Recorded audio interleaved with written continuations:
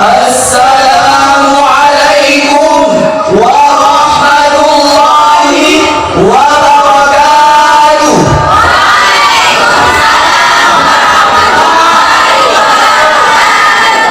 Alhamdulillahilladzi ja'alal balaa quwwatan syadidah wa ja'ala Indonesia baldatan thayyibah.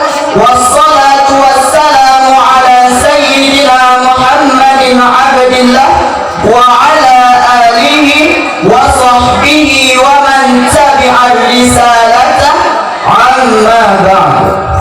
Hadirin Dewan Hakim yang kami muliakan, sejarah telah mencatat bahwasanya Islam pernah bangkit dan jaya pada masa sebelumnya. Panji keemasan Islam pernah berkibar pada masa pemerintahan Khulafaur Rasyidin dan Abbasiyah. Namun karena berbagai faktor, dunia Islam mulai mengalami kemunduran. Perjalanan sejarah setidaknya membuka cakrawala berpikir kita bahwa betapa pentingnya sebuah generasi dalam mewujudkan kebangkitan dunia Islam. Latar belakang inilah yang membuka hati kami tidak serangkai untuk mencoba menjawab tantangan tersebut dengan judul syarahan kami, Pemuda dan Masa Depan Umat. Dengan landasan Al-Quranul Karim, Surah Al-Kahfi ayat 13 sampai dengan 14 yang akan dilantunkan oleh qari kita sebagai berikut. A'udzu billahi minasy syaithanir rajim.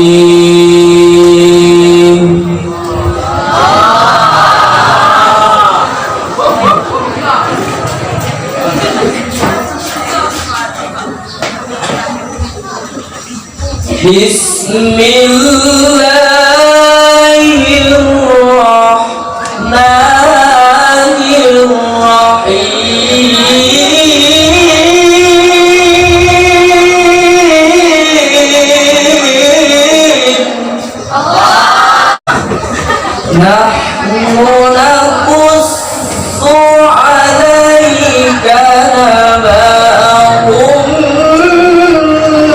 bil haqq.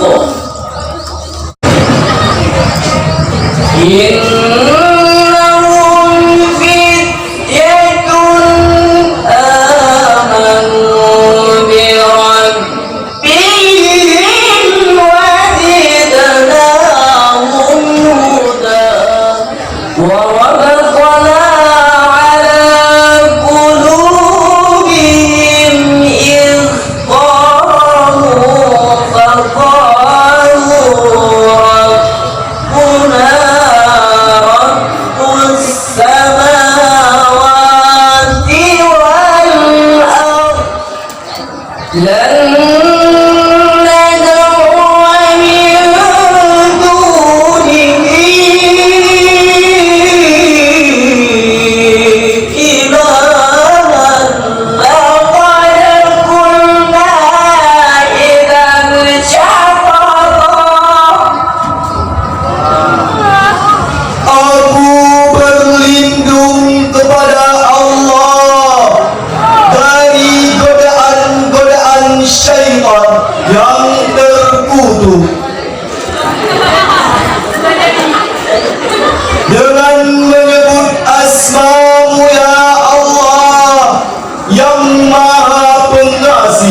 lagi Maha Penyayang. Kami ceritakan kepadamu Muhammad kisah mereka dengan sebenarnya.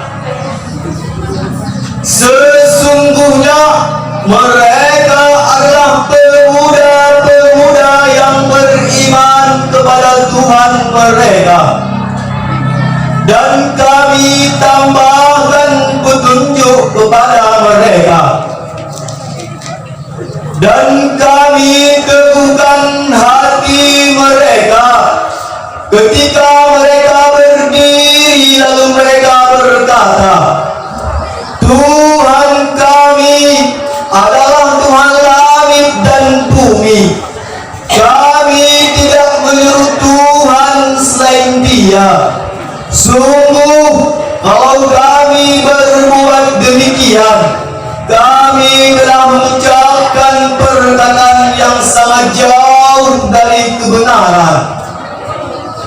Dalam tafsir Jalalain jilid kedua halaman 112 baris keempat, laqad qulna lam merupakan lafaz tauhid dan qad merupakan lafaz tauhid, kalimat yang menunjukkan objek final. Maksud ayat tersebut, dengan mantap dan tegasnya pemuda Kahfi mengatakan akidah berasaskan tauhid di depan seorang raja yang zalim dengan mengatakan, sungguh kami tidak akan menyembah Tuhan selain Allah. Bahkan mereka memilih suatu tempat, yaitu Gua Kahfi, sebagai perlindungan diri dari kezaliman.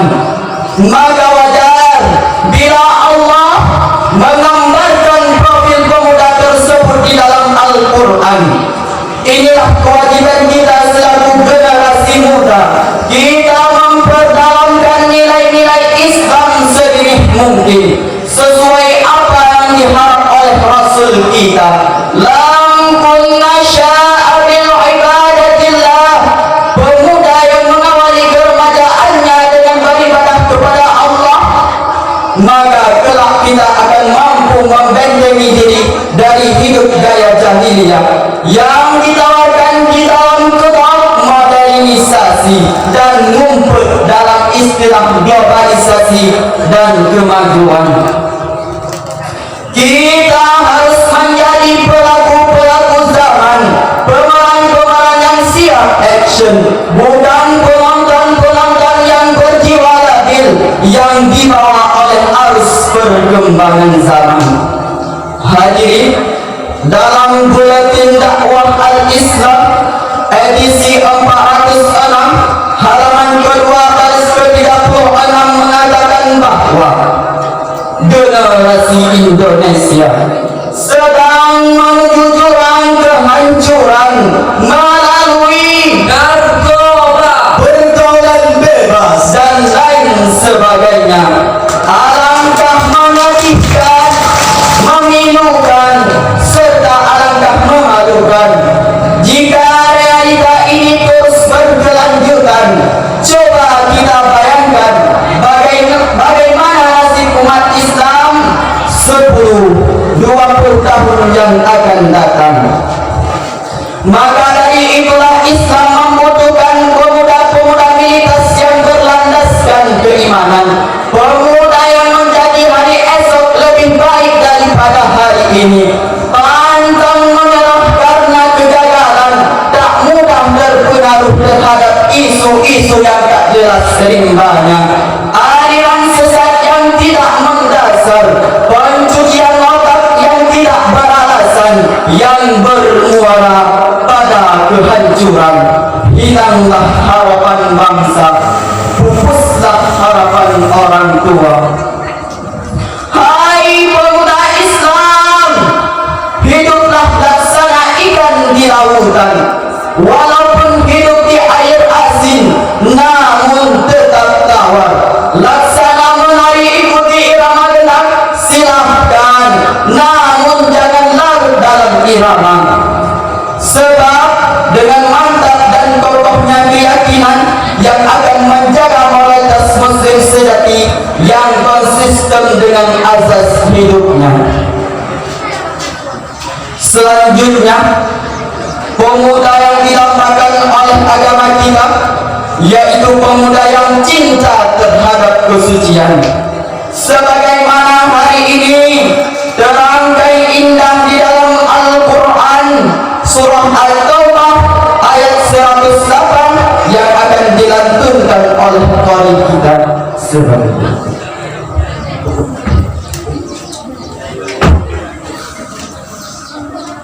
la takun fihi abada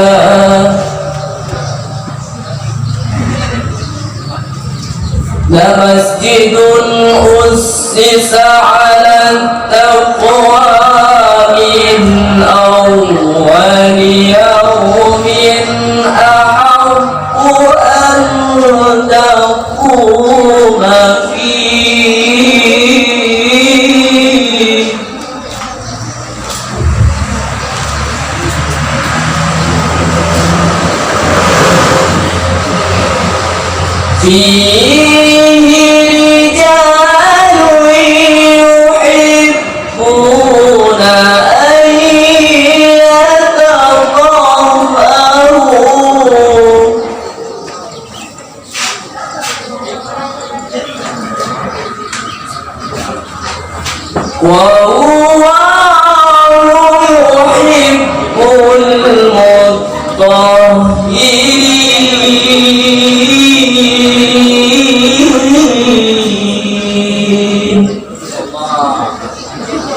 Janganlah engkau melaksanakan salat di dalam masjid itu selama-lamanya. Sungguh masjid yang didirikan atas dasar takwa sejak hari pertama adalah cocok untuk kamu melaksanakan salat di dalamnya. Di dalamnya ada orang-orang yang ingin membersihkan diri. Allah menyukai orang-orang yang bersih. Hadirin yang berbahagia, umat Muhammad yang dirindukan surga. Menurut ahli tafsir Muhammad As-Siddiq dalam tafsirnya An-Nur jilid kedua halaman 741 baris keempat menjelaskan kata muttaqi dalam ayat tadi. Dari syarahan kami kita dapat simpulkan, pertama, Quran adalah petunjuk bagi kita yang membedakan yang hak dan yang batil. Dan kedua, bangkitlah pemuda. Jika engkau lemah, maka negara juga akan lemah. Wahai pemuda, tanggung jawabmu negara, agama dan bangsa. Dengan akhirnya syarahan kami, maka saya akhiri dengan Shadaqallahul Azim.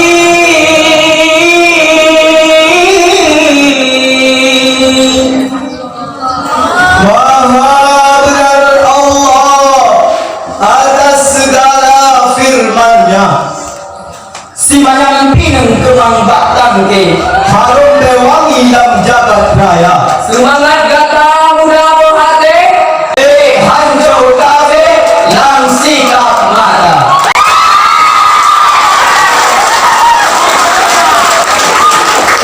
Kami tidak serangkai mohon pamit. Billahi taufiq wal hidayah. Wa